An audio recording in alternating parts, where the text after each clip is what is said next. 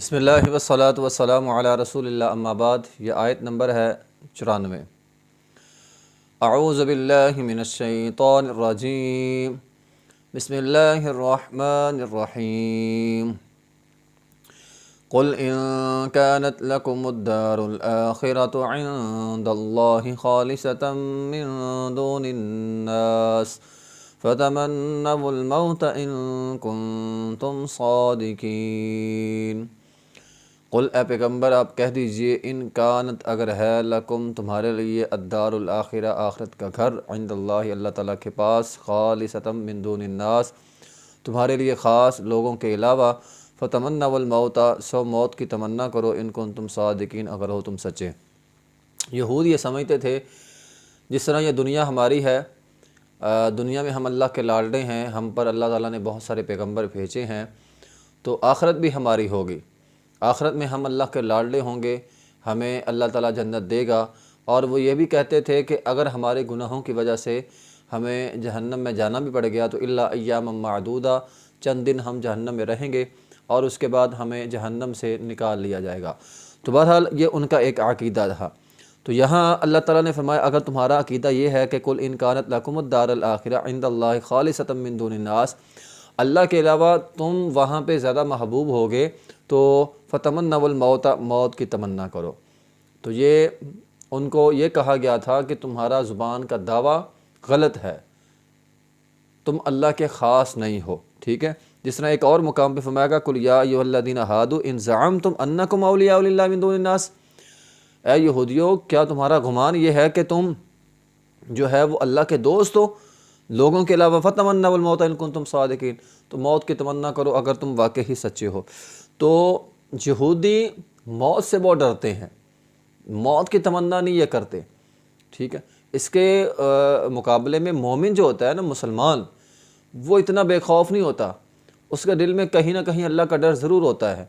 مومن اللہ تعالیٰ سے ڈرنے والا ہے، کچھ نہ کچھ اللہ سے ضرور ڈرتا ہے، لیکن یہودی بالکل بے خوف ہے، انہیں کوئی ڈر نہیں ہے، اور یہ بے خوف ہو کے رہتے ہیں اور یہ سمجھتے ہیں کہ ہم کل قیامت کے دن ہم ہی جنت میں جائیں گے۔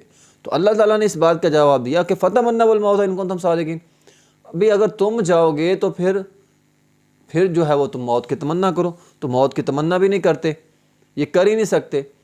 یہ جتنے برزی خود کو یہ محسوس کرائیں کہ ہمیں کوئی خوف نہیں ہے، ہم جنتی ہیں، ہم یہ ہے وہ ہے، قرآن مجید کے اندر آیا یا ایھا الذین آمنوا لا تتولوا قوما غضب اللہ علیہم قد یئسوا من الآخرہ، یہ جتنے مرضی اپنے آپ کو بے خوف کر لیں، اصل میں قد یئسوا من الآخرہ، یہ آخرت سے نا امید ہو چکے ہیں، انہیں پتہ ہے وہاں پہ جا کے چھتر بڑے لگنے ہیں، ہمیں وہاں پہ جا کے مار پڑنی ہے، یہ دلوں سے مایوس ہیں لیکن اوپر سے کہتے ہیں کہ ہم اللہ کے خاص بندے ہیں۔ تو بہرحال فرمایا فتمنوا الموت، موت کی تمنا کرو۔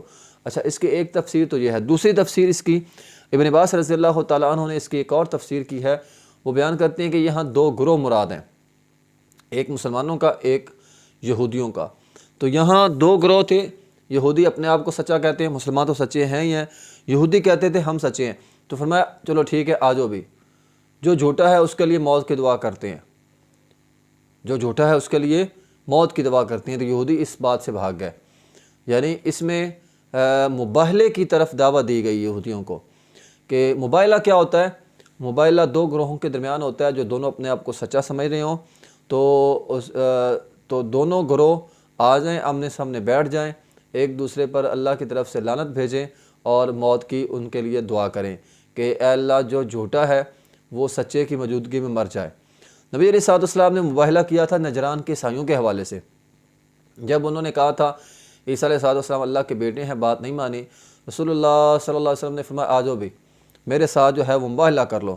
قرآن کے اندر آیت موجود ہے فمن حاجک فیہ من بعد ما جاءک من العلم فقل تعالوا ندعو ابناءنا وابناءکم ونساءنا ونساءکم وانفسنا وانفسکم ثم نبتہل فنجعل لعنۃ اللہ الکاذبین۔ تو یہ مباہلہ بھی ہے، مباہلے کا طریقہ بھی ہے کہ اپنے بچوں کو بھی لینا ہے، اپنی بیویوں عورتوں کو لینا ہے، ٹھیک ہے، اپنے آپ کو خود بھی، اور پھر مباہلہ کرنا اور پھر اللہ کی لعنت بھیجنی ہے جھوٹے پر۔ تو نبی علیہ السلام کے ساتھ آپ کی بیویاں تھیں، نساءنا و نساءکم، آپ نے اپنی بیویوں کو لیا اور ساتھ اپنے بچوں کو، چونکہ نبی علیہ السلام کے بیٹے فوت ہو جاتے تھے اس لیے نبی علیہ الصلوۃ والسلام نے علی رضی اللہ تعالیٰ عنہ اور ان کے خاندان کو لیا، حسن و حسین کو لیا اور کہا اے اللہ ان کو میری خاندان میں شامل فرما۔ تو آپ ان کو لے گئے اور آپ علیہ الصلوۃ والسلام نے موبائل لے کے ان کو دعوت دی، لیکن انہوں نے مباہلے کی دعوت قبول کرنے سے انکار کر دیا۔ عیسائیوں نے کہا تھا اگر تم نے یہ دعوت قبول کر لی تم بھی تباہ ہو جاؤ گے، تمہاری نسلیں بھی آگے سے تباہ ہو جائیں گی۔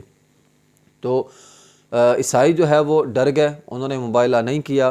پھر انہوں نے کہا جی ہم جزیہ دینے کے لیے تیار ہیں، کافر مسلمانوں کو جزیہ دے کر رہ سکتے ہیں۔ تو انہوں نے کہا ہمارے پاس کسی امین امانت دار شخص کو بھیجنا۔ تو نبی علیہ الصلوۃ والسلام نے ابو عبیدہ بن جراح رضی اللہ تعالیٰ عنہ کو امین بنا کر بھیجا تھا اور فرمایا تھا میری امت کا امین ابو عبیدہ بن جراح رضی اللہ تعالیٰ عنہ ہے۔ تو بہرحال اسی طرح جس طرح نجران کے عیسائی ڈر گئے، یہودی بھی ڈر گئے تھے۔ ابن عباس رضی اللہ تعالیٰ فرماتے ہیں کہ اگر یہودی اس دن موت کی تمنا کر لیتے روح زمین پر سارے یہودی مر جانے تھے، لیکن وہ ڈر گئے اور انہوں نے تمنا نہیں کی۔ تو بہرحال اس آیت سے جو ہمارے لیے سبق ہے کہ مومن تو نہیں ڈرتا اتنا موت سے جتنا یہودی ڈرتا ہے۔ مومن تو شہادت کی دعا بھی کرتا ہے، اللہم ارزقنا شہادۃ فی سبیلک۔ حضرت عمر نے رضی اللہ تعالیٰ یہ دعا کی، نبی علیہ الصلوۃ والسلام بھی یہ دعا کیا کرتے تھے، شہادت کی دعا کیا کرتے تھے۔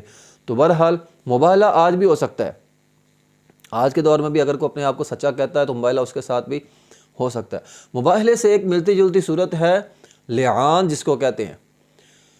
لعان یہ ہوتا ہے کہ ایک آدمی، ویسے تو عمومی جو اصول ہے وہ یہ ہے کہ اگر کوئی بندہ کسی کو بدکاری کرتے اپنی آنکھوں سے دیکھ لے، زنا کرتا اپنی آنکھوں سے دیکھ لے، 4 گواہ لائے ان کو دکھلائے یہ زنا کر رہے ہیں، اور پھر وہ عدالت میں جا کر گواہی دیں گے اور ان پر حد زنا لگ جائے گی۔ لیکن اگر کوئی آدمی اپنی بیوی کو زنا کرتا دیکھ لے، بدکاری کرتا دیکھ لے تو وہ کیا کرے؟ تو اس کے لیے صورت ہے لعان کی۔ اس کو قاضی کے پاس وہ آئے گا اور وہ قرآن مجید میں ہے، سورہ نور کے اندر ہی ہے، وہ قسمیں اٹھائے گا کہ بندہ سب سے پہلے قاضی جج جو ہے وہ شوہر کو کھڑا کرے گا اور کہے گا کہ جو میں نے اس عورت پہ اپنی بیوی پہ الزام لگایا ہے میں اس پہ سچا ہوں۔ 4 مرتبہ وہ قسم اٹھائے گا اور 5ویں مرتبہ کہے گا کہ اگر میں جھوٹا ہوں مجھ پر خدا کی لعنت ہو۔ اور اسی طرح پھر اس عورت کو کھڑا کیا جائے گا، وہ بھی کہے گی کہ جو میرے شوہر نے الزام لگایا ہے وہ اس الزام میں جھوٹا ہے، اگر وہ سچا ہے تو مجھ پر اللہ کی لعنت ہو۔ تو اس سے ان دونوں کے درمیان جدائی ہو جائے گی۔ تو یہ ان کے درمیان جدائی ہے، یہ طلاق بائنہ ہو گئی ہے، اب وہ آپس میں ان کا نکاح ختم ہو گیا ہے۔ تو لعان نکاح کو جو ہے وہ ختم کر دیتا ہے۔ تو یہ بھی اس سے تقریباً ملتی جلتی صورت ہے جو مباہلے کی ہے۔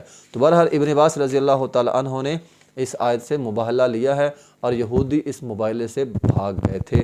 وآخر دعوانا